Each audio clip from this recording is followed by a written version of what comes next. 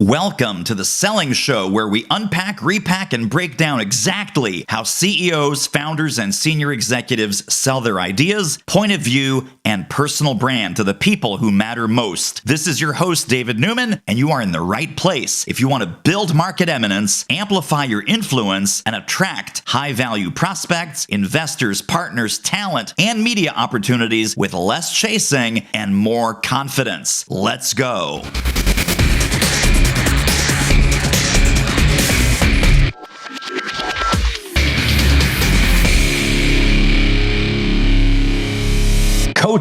Coaching, executive coaching, leadership, public speaking. How can one person know so much about so much? Well, we're about to find out because my guest, E.G. Sebastian, is here. Welcome to the show, my friend. Thank you for having me. This is such a great honor. So, E.G., for the few people that don't know your backstory, could you just share a little bit about your professional journey that brought you to the work that you're doing today, and what were some interesting pit stops along the way? Sure. And yeah, by the way, I have in my workshop sometimes, like this one time, this lady listening so intently, and I was so happy that she was really into my content, and she just, in the middle of my sentence, she just says, "I cannot stand it anymore. Where is that accent from? Where are you from?" She couldn't hear a word I was saying because she was listening to the accent. So let's get that out of the way. Yeah, so I was born in Romania. I was Hungarian minority, and I was blessed with two entrepreneurial parents and my whole family. Everybody, my uncles, my aunts, all owned businesses. I started selling trinkets in school from age 9. Fast forward to 24, 49% owner of a Chinese-Hungarian joint venture. We started with export-import handling. I speak 6 languages, so I helped also foreign investors set up their companies and all that. So that was a big passion, really enjoyed that. And then after a while, we opened a wholesale place and a couple of stores. And by 1995, I burned out. And I moved to the United States, where my parents lived here since the 80s. And I worked corporate for a few years. And then I discovered coaching in 2003. The day Thomas Leonard died, I read about him and I find myself sobbing and promising that, "Thomas, I will replace you. I will carry on your message." Looked for a great coaching school, signed up with IPAC coaching, and I thought I will do it for the rest of my life. I thought it was the most amazing profession. You get paid to help people. I've been doing that for years for free. I love helping people, mentoring others. And of course, coaching, mentoring is different. I do, and many of us do a combination. And so, yeah, ICF coaches criticize me for not leading completely through the client has all the answers.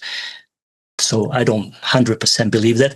So I invested a ton of money in marketing training. And what I heard over and over again was that public speaking is the number way to get clients. Yes. Except I had a phobia of public speaking. Oh. But then this young lady said, I was going through her course. She said, "Will you do what's comfortable, or are you willing to do whatever it takes?" And I'm like, heck, I'm willing to do whatever it takes. So I hired a coach, joined Toastmasters, took college course. When I do something, I go full on. Yeah. And changed my life, transformed my life. I used to think I was a confident person, but through my public speaking training, my confidence grew by thousands of percent and took me down on a journey that unforeseen. I mean, I had big goals. I thought public speaking took me to another level. Worked with Fortune 500, Fortune 100 CEOs, board members, management teams. I mean, amazing. So yeah, I absolutely love what I do. I often heard that your hour-long or 20-minute keynote, even a full-day workshop, cannot make a real difference in people's lives. But I truly believe that through my topic, I'm actually changing lives. These concepts go home and families have better relationships, parents, parent their children better because of the topics I share. Wow, really, really amazing. I want to go back to the sort of the Thomas Leonard, coach of coaches, coach advocate, the figurehead of, the coaching movement. Used to be, yeah. Yeah. Tell us a little bit about how that side of the business developed. Tell us about the group that you have, which is super impressive. How did all of that evolve? So one thing I noticed really quickly, and I don't think I fell for any of it, there were lots of scam artists trying to sell crap for like $5,000, $10,000, $15,000, whatever, even if it's $99, but it's crap, right? Yeah. So I started a group on LinkedIn back in, I don't know, 2005, 2006. I'm not sure. And the purpose was for coaches to discuss things, but also to share bad experiences, like beware of these programs. And that group is the coaches support group. I have about 15,000 people waiting in line. I have 3 admin people working on it. Most people who want to join, they want to sell to our members. We have 85,000 plus members by now. Yeah. The largest coaches support group in the world. ICF is larger, but their goal is ICF stuff. Our goal is to support coaches, help them grow their business and discuss challenges. So we grew really fast, and we had conversations with hundreds of comments. We were top 1% most active group for years, and now to be staying, we have a badge, we get it every month, like we are one of the most active groups on LinkedIn. So yeah, very, very proud of it. And actually, I got most of my, like 95% of my clients through that group, coaching clients, which years ago I thought that, hey, I have 20 coaching clients, each paying $1,000 or $1,500. Wow, I'm set. But guess what? By the time you get to 10, 15 clients, your butt starts hurting, your head starts spinning. I ask a client, so I hope your mother is doing better. How is she? He's like, my mom died 15 years ago. I'm like, stick to the script. But yeah, I tried coaching walking. I used to live on Ladies Island by the beach down on the bottom of South Carolina, close to Hilton Head. I tried to coach from the beach, but the wind was blowing in the mic. I tried, no, 15, even 10 clients is too much. So in the past few years, I coached 3 to 5 individual clients. That is plenty. But yeah, so the coaches group, we get to discuss all of these things, learn, teach others from our mistakes. We always have thousands of newer coaches who are eager to learn. And also, you have had some adventures in publishing. Tell us about the book journey. So again, anything worth doing, worth learning about. Yeah, they say anything worth doing poorly first, and I agree. And I was thinking the other day, like maybe if you're a pilot or brain surgeon, maybe you should not do it poorly at first. That's right. But so yeah, in my marketing training, public speaking, number 1, you need a book. Number 2, took me about 3 years to write it. And I did not know back then, so I didn't focus on getting like reviews and all that, but it does really well with trainers because it has lots of graphs and pictures and cheat sheets. So trainers love it, sell every month a few hundred to trainers. I had groups, large groups that were doing like trying to transform the educational system. They were buying to all of their attendees this. And 2 colleges in the US, one in Canada, asked for permission to use it in their curriculum. So I'm very, very, very proud of that. But yeah, once I published the book, for me, this is a expensive business card. When I say expensive, I don't know, $4, I think, $4.23 or something like that. Right. There's 266 pages. Whenever I meet somebody who can hire me to speak, I put my card in it, gift. So yeah, I give away lots of books. But yeah, my speaking business was propelled. I mean, just think about it. If you were an organization and there are 2 speakers, which one should I hire? They both look similar. Oh, one published a book on the topic, right? So when you write a book, actually, it does make you more of an expert. Some scoff like, oh, these days it's self-publishing. Yeah, if you wing it and all that, yeah, you don't learn anything. I spent more than 2 years on putting this together. Actually, it was like 10,000 pages, so I had to Oh my narrow goodness. it down. But you find the gaps, what you don't know. So yeah, you do grow in the process. So I highly recommend. Now I could write the same book probably in 30 days. Actually, I do coach people. I have a 90-day program, publish a book in 90 days, give them the whole mind map. And I don't want them to make it 200 pages, like 100, 150 pages is plenty. Yes. But yeah, it's a passion. Yeah, publishing helped many. I have a whole shelf with people who I help publish their books.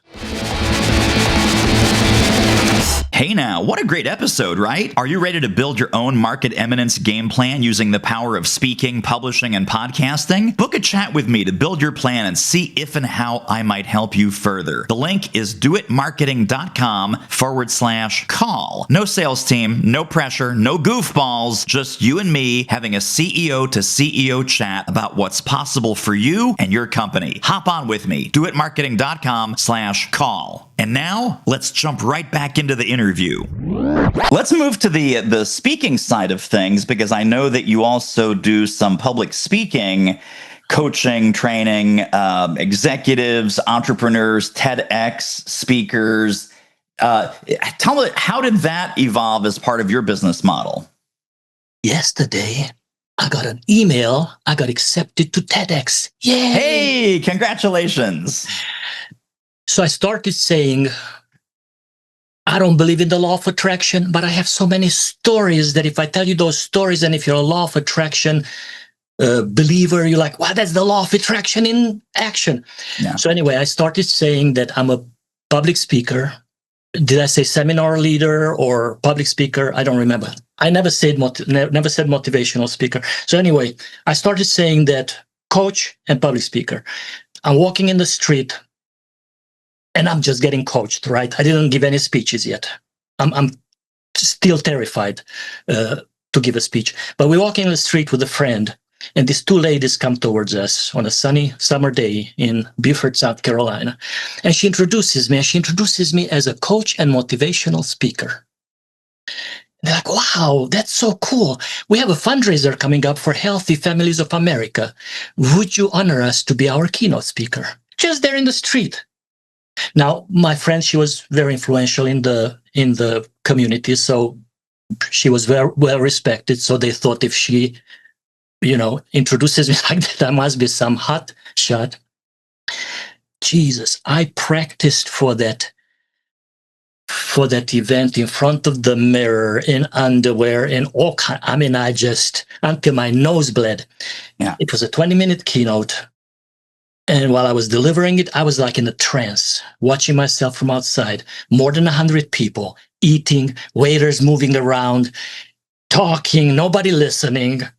So I was looking at myself, and I was forgetting some stuff. And you're fine. I learned never to apologize because they don't know that I left out something. Of course. And I was talking to myself like, you're fine. You get this out of the way, the first out of the way, and whatever, life will go on. Well, guess what? At the end, there was a line. Well, thank you so much. That was so inspiring. Some of them said, can you deliver the same to our organization? Two of them offered to pay me. The Housing Authorities of Carolina's event was coming up, conference was coming up. And they said, how much do you charge? I said, can I submit 3 proposals? She said, yeah, of course. I had 3 different ideas in my head. And she said, how much do you charge for each? I'm like, I would say a big number, but I will not say. So I did not know that there was a paid speaking industry. I thought many people do not. You're right. Yeah, I thought that I was doing public speaking to get coaching clients. That was my only goal. So I said, I see a big number, but I will not settle under 250. So this event was in Hilton Head, which was about 40 minutes from my house. And I said, 680. And she said, oh, okay. Right away, I knew I undersold myself. But so they asked for two of my topics, 2 full-day workshops. So that was amazing, 6-8 each. We were in a fancy hotel, took my wife with me, my 2 little kids. I was so proud of myself, my kids down in the lazy river with my wife. It was an amazing experience. And that just took off. That's where it all started. Yeah. And I presented locally. I presented to the DEA, to the police department, to the fire department, to the Chamber of Commerce multiple times. Like they have these monthly events, like you have like a 2-year waiting list. They would invite me to present. I didn't have a waiting list. And then, of course, manufacturing companies, billion-dollar manufacturing companies, resorts, government. I had a government contract for many, many years for the Marine Corps, civilian employees. That was amazing. So yeah, I could talk about it for hours. So when I get on the stage, and when I say stage workshop, before a workshop, I have a ritual. Whatever city I am in, I go out to a Mexican restaurant, eat a good dinner, drink a beer, talk with the waiters, practicing my Spanish, go watch a movie, and sleep like a baby. And I can't wait in the morning to get in front. If it's a keynote, I'm freaking out badly. This year was my first time. I gave 2 keynotes this year. It was the first time that I was not nervous, and I gave myself the last one a 9.2. So what I'm trying to say is that it energizes me. It's the passion of my life. I could speak every day. Yes. I want to talk about this a little bit more because for folks listening, there are definitely some people that deliver keynotes, and they would love to get in to workshops and training and seminars. There's people that are listening right now that have a thriving seminar business, workshops, 1-day, 2-day, 3-day programs. They look at keynoters, they go, oh, I'd love to give a 20-minute keynote or a 30-minute keynote. What do you, when your clients come to you and they're either on the workshop side wanting more keynotes or on the keynote side wanting more workshop business, how do you, what skill set is in one column versus the other, and what skill set do we need to learn when we're switching? This is why I love you, David. You have some amazing questions. I keep listening to your podcast, and your questions are so deep, and I'm like, do people give him the questions? And no, I didn't give you any questions. That's true. Thank you so much. I appreciate it. Yeah, but that's an amazing question, because people think like, wow, yeah, I want to do that. But yeah, very different skill set. Also, keynote speakers usually make a 5,000 keynotes. Like I make $5,000 to $7,000 for a keynote, and most keynote speakers laugh at me because they make 10, 15,000 or more. Right? I would speak for 1,500 at a time. I love it. It's just money, but money, like your price, actually tells the decision maker what is your worth. So amen. You charge, the less perceived your value is. So I guess my confidence still has room to grow. But for keynote speech, you need to be more eloquent. You need to, you cannot go up there and use notes. Ideally, you should not. I'm guilty. I would glance at my PowerPoint sometimes. Like my last keynote, I only glanced at it once. That's why I gave myself a 9.2. Otherwise, I thought that was like a 9.9. Yeah. It was almost perfect. But yeah, as a keynote speaker, you need to be able to memorize that 30 minutes, hour long. And it's okay. You can have the PowerPoint. And if you have the screen in front of you, you develop to just glance at the bullet point and you know the whole concept. So you shouldn't have giant. For workshops, that's a very different skill set. And I do mostly full-day workshops, multi-day workshops. In the beginning, because I can't remember big chunks of text. I mean, I never memorized anything in school. Yeah. I have ADHD. I was in trouble in school, straight F. Now, once I controlled it, in college, I was straight A, all kind of awards and all that. But still, when I do workshops, I used to tell the audience that to make sure that I give you maximum value, I will follow my checklist in my 3-ring binder. After a while, I didn't say anything. I have the 3-ring binder. I have an opening spiel. Then I give them an activity. While they do the activity, I cheat. I look what's coming next. Then I do next. I give them another activity. the Marine Corps, and this is civilian employees, they had 1,000 civilian employees there. The Marine Corps used to invite people from Los Angeles, New York, from all kind of places, paying them $10,000, $15,000 per workshop. And when their budgets got cut, that's when they finally gave me a chance, because nobody would come down. Their budget got cut down to 2,400. That was it. So that's when they gave me a chance, because nobody else would take it. For me, it was a 7-minute drive. So the feedback, like literally like 20 people at least out of the 30, they were training them in groups of 30s, said, finally, a presenter who doesn't read from freaking PowerPoint for 7 hours. Yeah. So when you do workshops, the key is to have interactive activities, group activities. Like in my workshop, you will stand up, you will move around, you will form groups, you will write on flip charts, and they love it. They love it. I get invited back over and over again because, number one, they love my humor. They love my short little funny stories. I do a little magic also, usually to make a point. Yeah. I teach the audience a little magic also. But yeah, so very different skill set. And through the workshop, they walk away, they learn something that they can use for the rest of their lives. And then in a keynote, to mostly inform, inspire, maybe a little humor, whatever. But it's two different skill, and not easy to cross.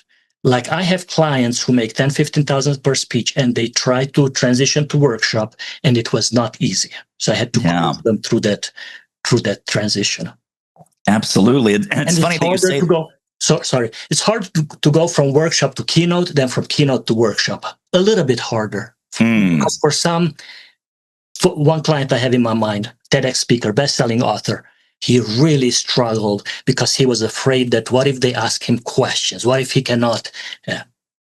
That's okay. I mean, if they ask me a question and I don't know, I just say, that's a great one. I should know the answer to that. I'll make sure to research it and I'll email it to you. And if it's a keynote, because in keynotes too, I take questions. In a keynote, I will say, if you give me your email address, I'll email it to you. And then I say, if anybody else interested, I'll pass around the sheet and just put your email address. And I got to a point where I'm like, I need to have at least a question where I don't know the answer, so I get everybody's email. So sometimes the whole session would go, there was no question that I couldn't answer. So somebody would say, where were you born? I'm like, I don't know, but if you give me your email address, I'll email it to you. I will get back to you with my birth certificate as soon as I can. Yes. That's fantastic. Well, I want to zoom out because people have been listening to us and they're like, well, wait a minute. I'm a David Newman fan, or I'm an E.G. Sebastian fan, and I thought we were supposed to focus. I thought we're supposed to have a niche. I thought we're supposed to have a target market. And it sounds like EG is everywhere all the time. So let's talk about niche, target market. It sounds like you have been very opportunistic. You've worked really hard, but when the Marine Corps calls, you say yes. When the manufacturing company calls, you say yes. When the Fortune 500 company calls, you say yes. When the nonprofit calls, you say yes. Tell us about niche versus no niche and target market versus no target market. So I carry a little baggage, and because of that, I'm trying to present to audiences where I make an impact on their clients. So I want people to learn how to get along better, avoid conflict, and improve relationships in general. Sure. And so hence, I targeted primarily social services organizations and hospitals, the healthcare, because hospitals work with clients, and my wife is a nurse. Many of our friends are nurses, and there's so much tension and yelling, patients yelling at them or misunderstanding. So I'm like, let me help nurses, doctors, help social workers understand better the different personality styles of it. So my target market was hospitals and healthcare and social service. It said it clearly on my website. Yeah. That's what I was marketing. Well, guess what? For about 2 years, I had zero. I served zero of my target market. So I learned this early on. market narrowly, deliver broadly. Because when you market to everybody, nobody hears your message. So even though I was marketing narrowly to these two industries, I was also spelling out how will they benefit from my workshops. So if anybody else, when anybody else saw that, they were like, hey, sending me a message, hey, can you do the same for us? So I did the resorts right there in the beginning. I did a couple of manufacturing companies. The Marine Corps came along.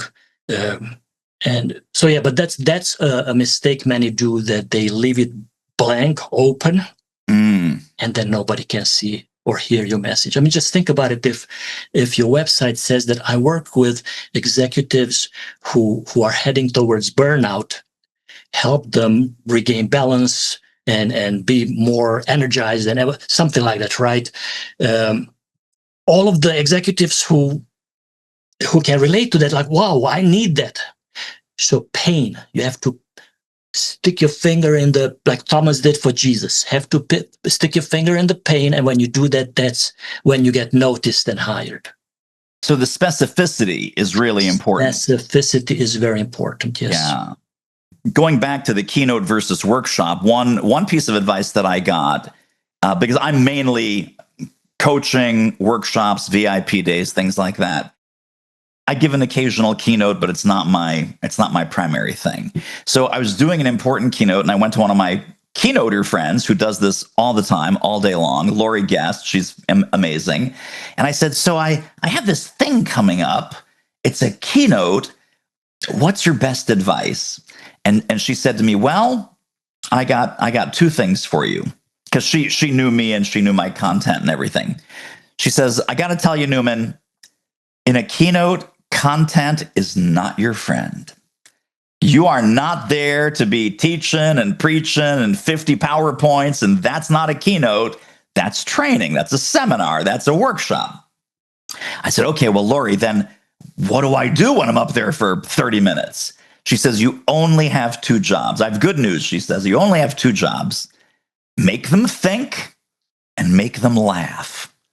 And I was like, oh, that's great. So when you said a moment ago that people say you can't change someone's life, I'm with you that you totally can change someone's life if you shift their thinking, you shift their perspective, you give them a vision of what's possible, you paint a picture of what's really going on, right? What's right with the world, what's wrong with the world, a little bit of, shift in thinking. So make them think. And then, of course, what's the glue that makes that stick is entertaining, stories, humor, laughter. Make them, so you have the mind shift, and then there's a story. And I'm sure you've had this feedback where years afterwards, you go back to a client or some audience member says, hey, I'm now an executive, but I remember when I was in the audience 5 years ago, and you told that story about Hungarian goulash. And I've retold that Hungarian goulash story to all my friends, and they're laughing and they're crying, and it's an amazing story. I'm not sure if you have a Hungarian goulash story or not, but make them think and make them laugh. Can we do that in a 30-minute keynote? Absolutely. Can that be life-changing? Absolutely. So this leads me to, do you have a Hungarian goulash story? I have many Hungarian goulash stories.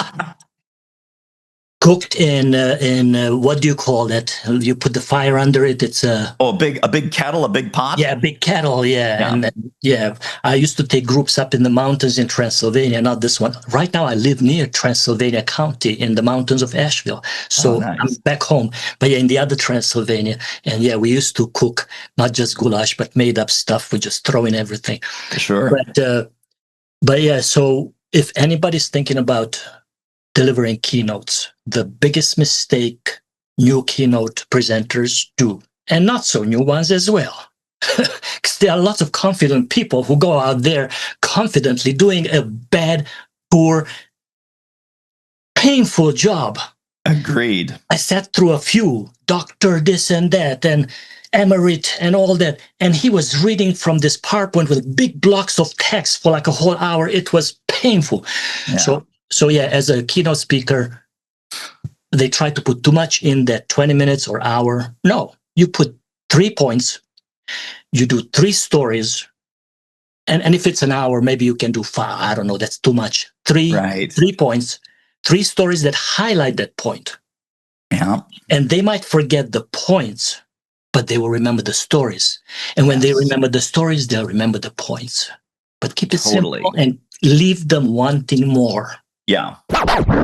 Wait. We're not just going to listen to this episode. There are downloads, there are resources, there are links, there are bonuses waiting for you on this episode's page when you go over to doitmarketing.com/podcast. That's right, doitmarketing.com/podcast. Grab the notes right under this episode. See you over there. I want to just dive a little bit further, and we're just jumping around because I'm just having so much fun with you. This is really terrific. Public speaking as a lead generator. Now, you've done this a lot. I've done this a lot. Sometimes even clients will come to me and say, you know, David, every time I'm standing up in front of a group, doesn't have to be a big group, like 10, 15, 20 executives, whatever, 100 people, 80 people. Every time I speak to a group, I end up generating business. And then I'll ask them, well, when's the last time you spoke to a group? Oh, it's been a couple of years. And the mantra here is, it worked so well, I stopped doing it. So tell us a little bit about what is your recipe for this sort of speaking as a lead generator without it seeming like a bait and switch, without it seeming like you're withholding information or being stingy with the information when you're in front of the group. What are some ways that we can share what we do beyond the stage while we're on the stage? So many new speakers make the mistake to speak for free a lot, to Rotary, to Toastmaster groups, to all kind of places, which is great for practice purposes. Identify where your ideal clients hangs out and volunteer to speak there if it's a free speech. I spoke at HR associations and management associations in the beginning. I volunteered. And back then, for $150, you could also give a goodie bag out. Without the $150, you could go for free. But just imagine you go in there and for 90 minutes or an hour, you give this presentation, you give your best content. I mean, for me, HR is my bread and butter because I help them and their teams. Like I usually work with management teams. I help them manage more effectively, improve engagement, improve retention, improve employee satisfaction. And I give them my best stuff. And then they also get a goodie bag. They get some gifts. Everybody gets a copy of my book. And I always walk away with 4, 5 speaking engagements. And some of them, 5, 10 years later, they will reach out to me. Right. They say, do you still do those workshops? So yeah, be intentional of where you speak and deliver your best content. Deliver part of it. So for them to get the full picture, they need to bring you in. But deliver actionable value in advance. Give value in advance, actionable content that they can implement immediately. Yes. Beyond speaking, I just want to say this again, completely agree. It is the best one-to-many lead generator. It is the best one-to-many sales platform. It's like you're giving a free test drive. And once you test drive the car, you're much more likely to buy the car and take that car home. Beyond speaking, I'm curious, what other lead generation or new business development to get you in front of new eyeballs and new buyers, what else do you recommend that works well today? Well, get a pillow, lean back, and relax, because now I have 2 hours worth of content for you. Here we go, people. Strap in. Put your seatbelt on. By the way, public speaking is your instant credibility boosters. There's no video is the second one. So there's another video generator, especially if you do YouTube videos and you keyword load it and the topics are highly searchable search findable. Yeah. So that's, for many people, it's like an amazing lead generator. I have one video that generated about 400,000 views. That one is responsible for lots of book sales, lots of coaching clients and all that. And I have many other videos that just have 10, 15,000 views, and some that have 5 views. Right. But that's what you do. So yeah, do videos. That's your number 2 credibility booster. And then lead gen. And we just talked about this before the interview, that when I talk to my clients or prospective clients or anybody, and I see their website and I ask them if they're open to feedback, I give them a hard time for not having an opt-in offer. Mm. And they say, well, I have a book an appointment. The trust level is 0 when they come to your website. Right. So they're searching for, let's say, a wellness professional. They come to your website, you're a wellness professional, really great. They look at another website. At the other website, it says, sign up for my 7-part course, e-course, on how to boost your energy and vitality in 7 days. Whoa, I'm signing up. Yeah. Even now I would sign up, maybe not anymore. But anyway, I signed up for those for years. Sure. So yeah, your website without an opt-in offer is just a beautiful brochure. Well, sometimes not even so beautiful. The purpose of your website is a lead generation. And that is the bottom of the funnel, we can call it, and then post on social media daily.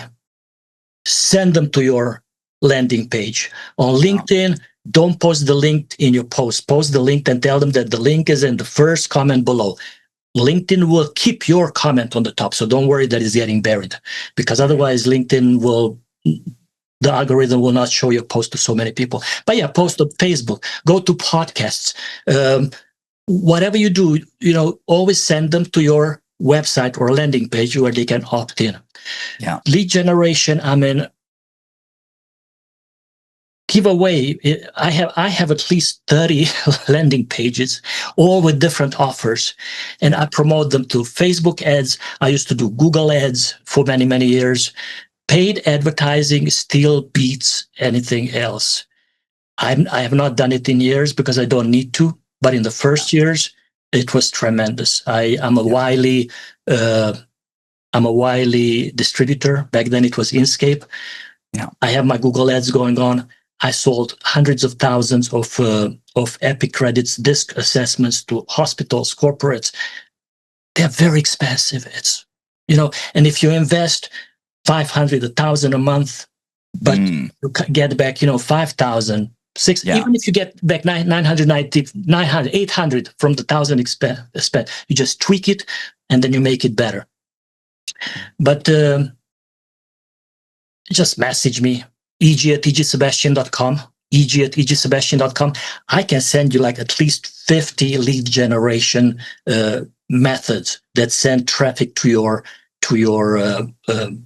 main opt-in offer. And I will give you ideas also for opt-in offers, because then I have like a whole cheat sheet on what are the most effective ones, like e-courses, video courses. If you have a PDF, because some people give away PDFs, I'm like, people save it, they will never look at it again. But if you turn it into an e-course, that it goes out and you say, did you look at part 1?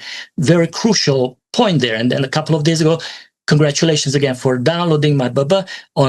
On the part 2, we talk about XYZ, which will tremendously make an impact on your Baba. So, anything can be made into a great opt-in offer, lead generator. Amazing. Really, really great. Well, like you said, we could talk for hours. Unfortunately, for this conversation, we're going to land the plane. Please, please, please tell people where can they go to get connected and stay connected to more E.G. Sebastian brilliance. What links should go in the show notes? LinkedIn is the best place. Occasionally I miss emails, usually not, but when I travel, sure, somehow, I miss. But on LinkedIn, I never miss messages. So find me on LinkedIn. It's just linkedin.com/in/EG Sebastian. EGSebastian.com is my original website. I now do mostly business through my communication skills magic website. Yeah. And there you can also download a couple of chapters from my book. And also you get a couple of my cheat sheets that show you how to recognize the different styles, what motivates them, what are their fears, how to manage them, all kind of really cool stuff. So you can download all of those at communicationskillsmagic.com. And then I also have a monthly mastermind, and we will put the link to that down there too. Right below this episode at thesellingshow.com. Totally incredible. Well, E.G. Sebastian, you are a legend. I appreciate you. We do have to have you back on the show because we just scratched the surface of your brilliance. So thank you for today. You're an amazing human being. Thank you so much for the invitation. Looking forward to seeing you again. And that wraps up another episode of The Selling Show. Hey, tell you what, if you like us, rate us and review us on Apple Podcasts, subscribe, tell a friend, go grab the notes and downloads and extras at thesellingshow.com. See you next time.